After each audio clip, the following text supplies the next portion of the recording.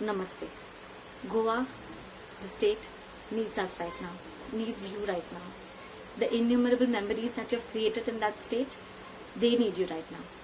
What am I talking about? Why does Goa need us? I'm talking about what is happening in a village in Goa called Mollem. Because of the lack of knowledge around this issue, most of us don't know what is happening.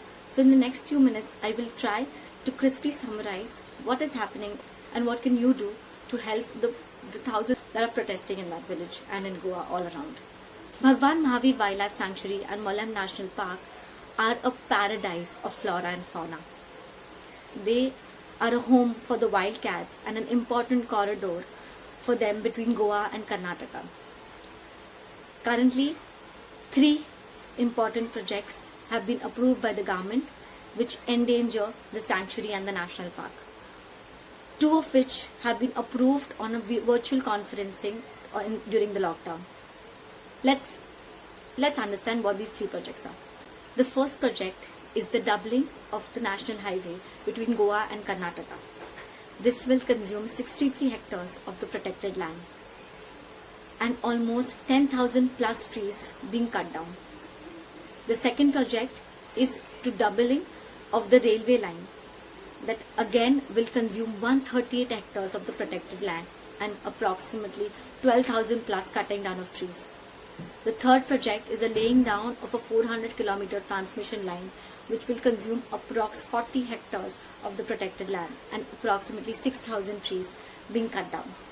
Now to give you a perspective of the amount of land we are talking about, 1 hectare is equal to approximately 1.5 times the size of an average football field.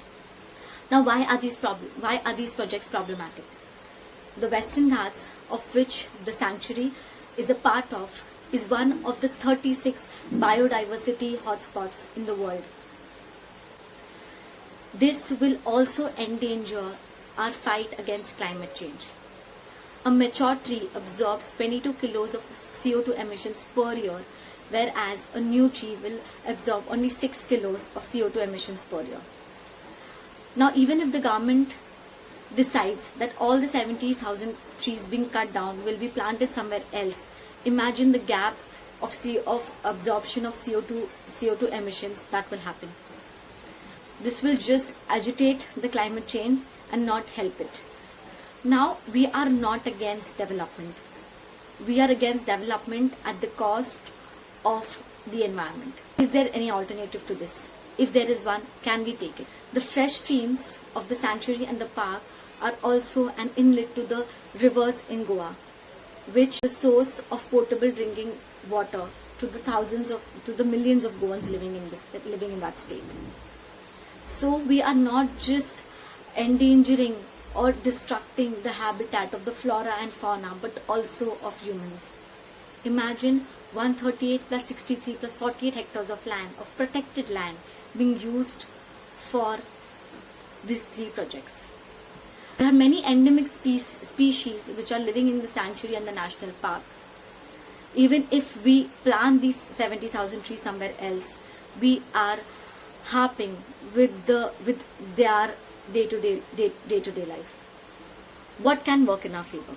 The 2 important laws. The 2 important laws in the Wildlife Protection Act 1972 that directly affect the Bhagwan Mahavir Wildlife Sanctuary and the Mollem National Park are Section 29 and Section 35C. It says that no destruction whatsoever can be made to the land and waterways of any wildlife sanctuary or national park unless it is for improvement and better management of the wildlife therein. And the 3 projects that have been approved are doing exactly opposite.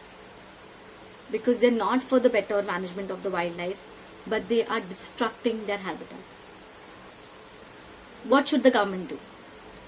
A highway project where an expansion of work is undertaken for far more than 100 kilometers involving additional right of way greater than 40 kilometers falls under the Environmental Impact Assessment Notification 2006, for which prior clearance is required.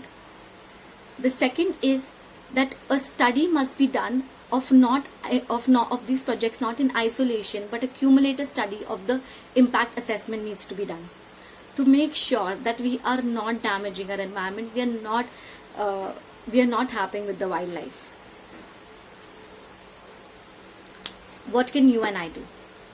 I'm going to post few links to Instagram handles of important people and also of important people who can help us in this regard.